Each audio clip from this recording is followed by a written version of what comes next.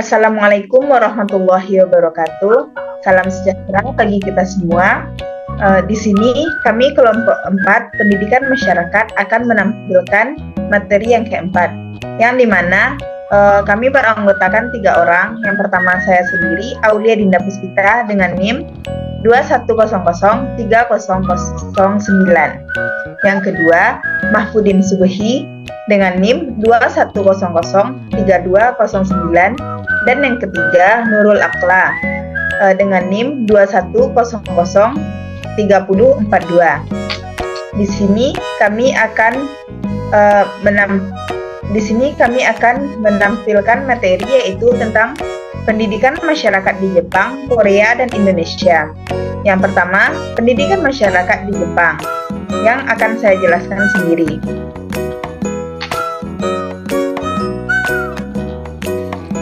Pendidikan masyarakat di Jepang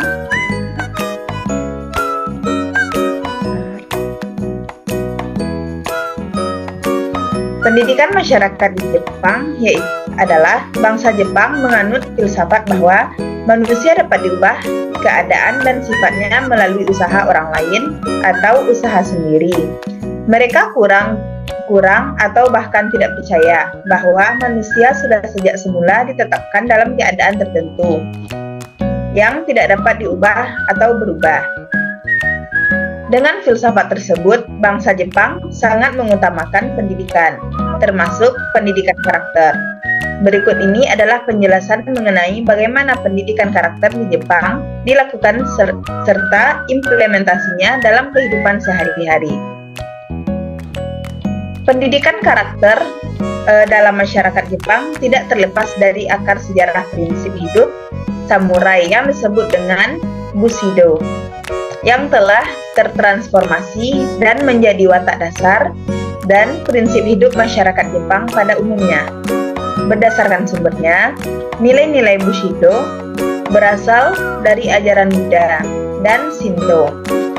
Bushido yang telah menjadi prinsip hidup orang Jepang berisikan ajaran tentang kesetiaan, kejujuran, etika sopan santun, tata krama, disiplin, rela berkorban, kerja keras, kebersihan, hemat, kesabaran, ketajaman berpikir, kesederhanaan, serta kesehatan jasmani dan rohani.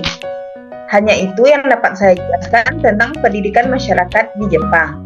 Selanjutnya, pendidikan masyarakat di Korea yang akan dijelaskan oleh Mahfudin Subuhi. Kepada Mahfudin dipersilahkan. Baik, terima kasih moderator. Di sini saya akan menjelaskan sedikit mengenai pendidikan masyarakat di Korea, yang dimana pendidikan di negara Korea diarahkan agar setiap masyarakat mampu untuk saling mencintai dan menjaga hubungan dengan masyarakat lainnya. Demikian bahwasannya pendidikan mengarahkan setiap individu untuk menceritakan kebenaran dan juga berlaku adil. Bukan hanya itu, setiap orang juga diharuskan untuk selalu menghargai nilai-nilai yang dibawa setiap orang, bertanggung jawab serta mandiri untuk bisa membangun negara yang adil. Kebudayaan Korea telah ada sejak 4.000 tahun yang lalu dengan dominasi ideologi dan filsafat Konfusius menjadi terancam dikarenakan terus bergantinya penguasa di semenanjung Korea. Namun, dengan beberapa gejolak politik dalam dekade 60-70-an, Korea dapat tampil dan menunjukkan sebagai salah satu negara industri di Asia, menyusul tetangganya Jepang. Pendidikan juga telah berkembang sangat pesat walaupun mengalami cukup banyak tantangan. Faktor-faktor yang mempengaruhi sistem pendidikan di suatu negara secara tidak langsung yaitu salah satunya adalah faktor sejarah. Menurut faktor sejarah, pertumbuhan masyarakat ini ditentukan oleh 3 hal yang saling berkaitan, yaitu pendidikan, kemampuan manusia, dan pertumbuhan ekonomi. Mungkin itu saja yang saya bisa jelaskan dari pendidikan masyarakat di Korea. Terima kasih, saya kembalikan ke moderator. Baik, terima kasih kepada Mahfudin Subuhi yang telah menjelaskan tentang pendidikan masyarakat di Korea.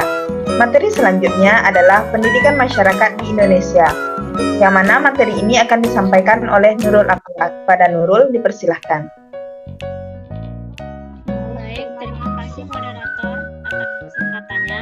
Saya akan menjelaskan bagaimana pendidikan masyarakat di Indonesia.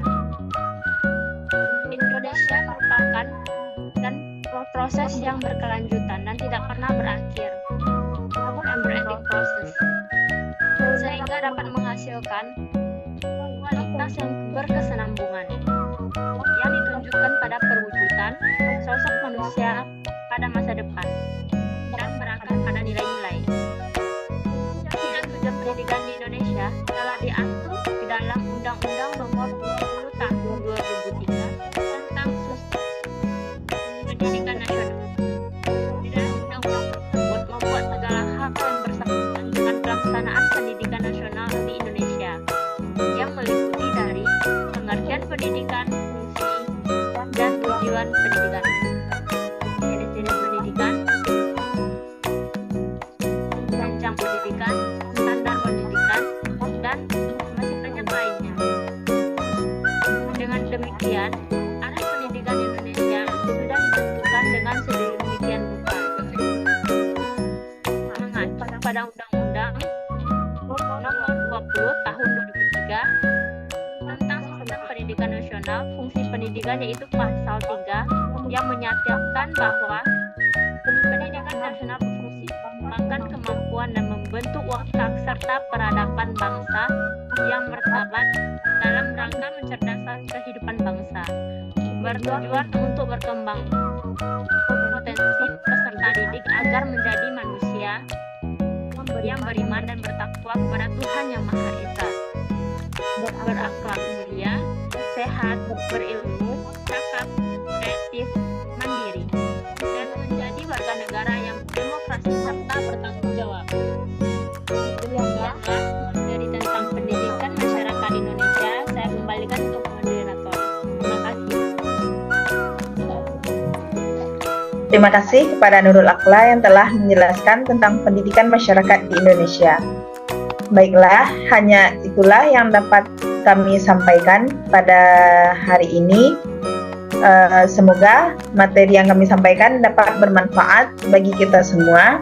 Saya sebagai moderator, jika ada salah, saya mohon maaf. Assalamualaikum warahmatullahi wabarakatuh. Waalaikumsalam warahmatullahi wabarakatuh.